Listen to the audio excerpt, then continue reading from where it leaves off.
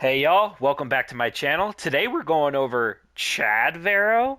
Yes, I've been calling him Mid Vero based off the way his skills read and what I thought that they might act like, but I was happily incorrect. This frame is extremely strong. Check this out. So I've got level 190 Steel Path enemies, right? We're gonna activate his 4, alright? Getting about 3 times combo multiplier, activate his 3, and they're dead. Just 2 button presses, they're dead. Now I've got times 7. We're going to activate my 1 to these groups. They're dead. That's just, a couple abilities there. Activate our 4, activate our 3, activate our 2, and they're all dead. Yeah, and the other thing about this frame and these abilities, they will activate your Incarnon mode for you passively. Check this out. I just need to pop my 4. They're just going to take a lot of damage. Listen for it. There it is. How cool is that? Now you can build combo multiplier just fine this way, but why do that when your abilities do it for you? Hmm. Yep, this frame is busted. Very strong. Let's get into the build. So yeah, I mean, this is the build. I don't have anything crazy. It's very generic. I formatted him once and immediately ran into the simulacrum just because I was getting the feeling while in ESO that he is pretty strong. So if I were to max out this build, I would just change enemy radar with obviously, steel charge, uh, kind of a no-brainer. And if you wanted to add more range, which I highly recommend, I would use, where is it? Augur Reach, because that affects basically all of his skills. And for here, you can put, Prime Sure Footed or more range, Cunning Drift. Totally preference. Same goes as for the arcanes. I highly recommend you use one of the melee arcanes because this frame is specifically just melee. As you can see, I'm not running literally anything. He is also very tanky. His overguard kind of just mainly ignores a lot of the status effects, so you don't have to really worry about heat procs or toxin or anything like that. It just doesn't affect his health because he really doesn't have that much. But it doesn't matter because you have like 5,000 overguard, and unfortunately that is not affected by strength. So if you were looking to get any more, it's just not really possible. Now, what do the abilities do? Well, let's talk about his passive. So this is extraordinarily good. If you have any sort of heavy attack efficiency on the weapon and the fact that you're building combo count constantly, you literally always have times 12. Like, no matter what. No matter how many heavy attacks you do, you always have the most amount, which I think is capped at 90%. You also get 100% attack wind-up speed as well for any melee weapon, which is extraordinary. And for the hate, that's the one I'm using. This has pretty good wind-up speed on its own. And, if you have Organ Shatter, that's just 160% wind-up speed. It's absolutely insane. You just want to run all damage mods. I've got even some extra attack speed.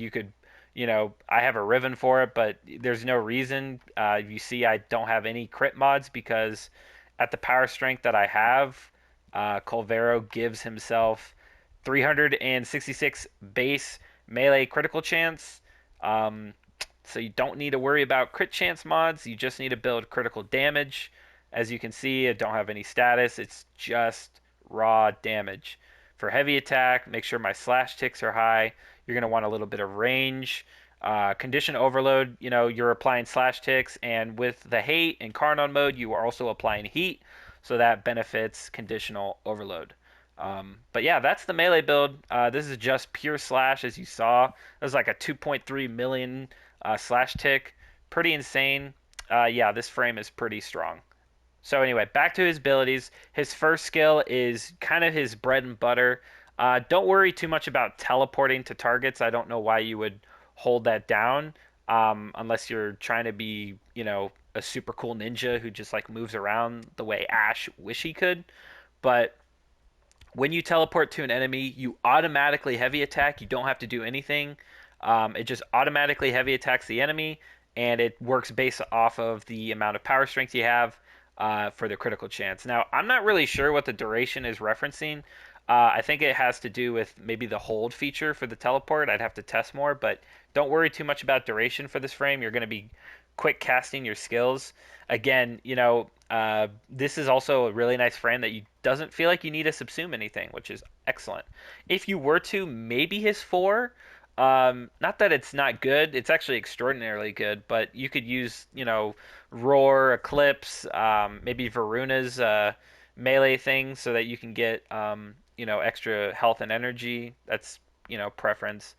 But this is recompense, so when you activate this ability, it'll seek out daggers that actually do a lot of slash damage. It ramps up quite a bit, and it gives you up to 5,000 overguard that cannot scale. It doesn't scale with anything. But yeah, a lot of overguard. You are very tanky. The enemies are constantly staggered with all the slash damage, so don't really have to worry about getting owned. Now his 3 is basically just marked for death. It's very strong, like I showed in the gameplay. Pop it, do your damage with your melee, boom. Lots of big burst DPS. His 4 is not a damage skill, it's more of a utility setup for his other skills to do more damage or his melee. Very simple. Build a lot of range with this. Again, it's very good for increasing your combo count.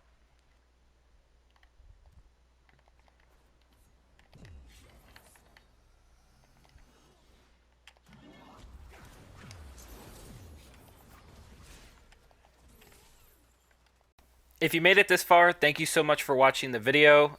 This frame, again, just to reiterate, is very, very strong. You should definitely go out and get this frame. Now, I bought it with Platinum, but if you want to do the quest, I recommend it because they've added all sorts of new weapons and arcanes as well that I have to go farm anyway. But once again, thank you so much for watching. We're closing in on 1,300 subs, which is just crazy to me. I started this channel not thinking I'd gain any traction at all, but you guys have been in the comments, messaging me in the community tab, which, if you want to get in contact with me, message me there in the community tab. I've got all sorts of videos planned. Unfortunately, Diablo 4 came out, so I kind of got pulled to that game, played with some friends, hosted a couple live streams.